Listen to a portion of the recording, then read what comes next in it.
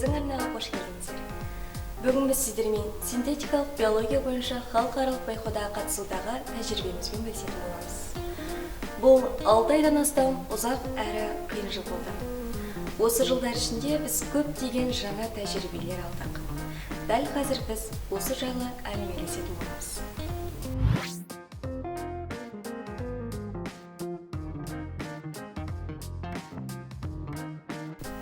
Біздің жаңа қадамымыз 2022 жылдың мамыр айында басталды. iGEM туралы естігеннен кейін осы байқауға қатысуға деген құлшыныс пайда болды. Біріншіден біз команданы құруды қолға алдық. Қаламыздағы 2 беделді мектептің БИЛ және НЗМ студенттерінің командасын құрдық.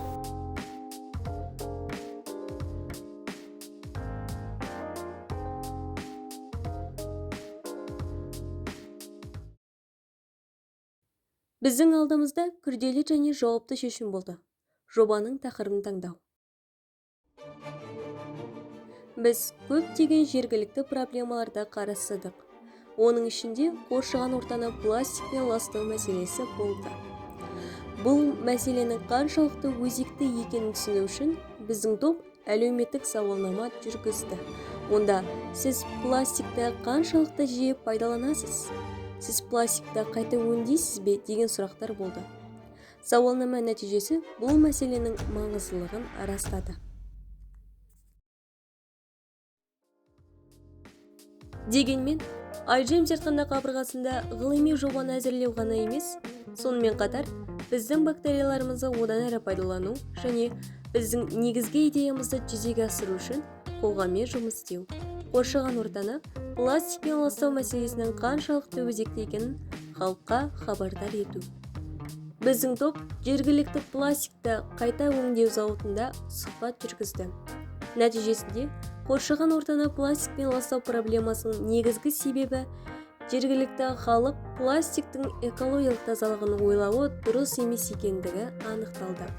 Осыдан кейін біз әртүрлі жастағы адамдармен өз білімімізді бөлісуді, оларға синтетикалық биология негіздерін үйретуді және қоршаған ортаны пластикалық ластану мәселесін шешуге көбірек адамдарды тартуды шештік.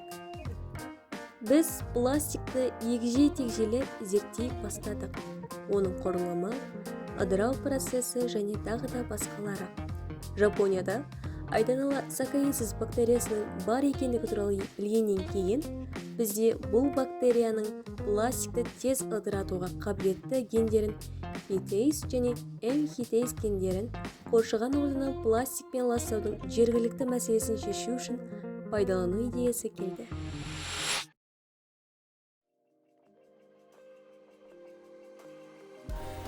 Сонымен қатар біздің команда демеушілерді іздеп қаржыландыруға тырысты. Өкінішке орай біз оң жауап ала алмадық. Дегенмен, бас тартуларға қарамастан біз жаңа шешім табуға тырыстық.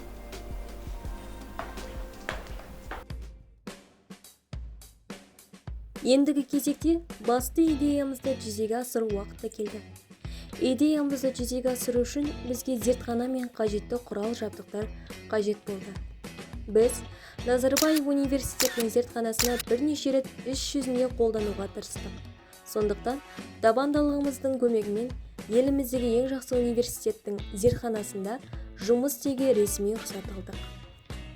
Біздің топ зертханада жұмыс істей бастады. Жоғары сынып оқушылары ретінде НУ студенттерінің көмегімен тәжірибелік жұмыстың кейбір кезеңдерін аяқтадық. Өкінішке орай, біздің бактериялар өнбей, әр тәжірибені бірнеше рет қайталауға мәжбүр болдық. Біз өз қатемізді түсініп, бұл қадамды қайталадық. Қыркүйек айының басында біз командамыздың сайтында жұмыс істей бастадық. Біз дизайн мен интерфейсті Figma платформасында жасадық. Техникалық бөлігін IT мамандарынан көмек сұрадық. Сөйтіп, қазан айының басына қарай дайын алаңымыз болды. Біз Францияға баруға рұқсат алу үшін Шенген визасын алуға дайындық процесін бастадық. Содан кейін біз билеттерді тауып, сатып алып қонақ үйлерді брондадық және жалпы сапарымызға дайындалдық. Қазан айының басынан бастап біз команданың презентациясын қорғау мен өнер көрсетумен айналысып жатырмыз. 26-28 қазанда Grand Jamboree өтті. Синтетикалық биология бойынша iGEM халықаралық байқауының финалдық кезеңі. Орта мектеп оқушылары, студенттер, ғалымдар, инвесторлар, биотехнология саласының өкілдері, журналистер және бүкіл әлемнен жұртшылық Париждегі Порте де Версаль көрмесіне 3 күндік синтетикалық биология дүниежүзілік көрмесіне жиналды. Биыл әлемнің түкпір-түкпірінен 350-ден астам команда мен 7000 қатысушы өз жобаларын ұсынып, соңғы күні үздік жобалар сыйлықтармен және медальдармен марапатталды. Біздің Шымбел НАС командасы осындай ауқымды әлемдік деңгейдегі жарысқа қатысқан қазақстандық мектеп оқушыларының алғашқы командасы. Біздің команда арнайы ферменттердің көмегімен пластикті анағұрлым тезірек және экологиялық тұрғыдан ыдырататын, сондай-ақ әртүрлі экологиялық жағдайларға, соның ішінде 4 континентті Қазақстанға бейімделу қабілеті бар генетикалық түрлендірілген бактерияларды пайдалана отырып, ПЭТ пластикасын ыдырату бойынша өз жобасын ұсынды.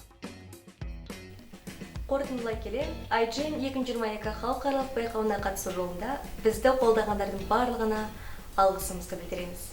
Бұл біздің әлеуетімізді ашуға және жаңа құнды тәжірибе жинауға мүмкіндік берген ұмытылмас оқиға болды.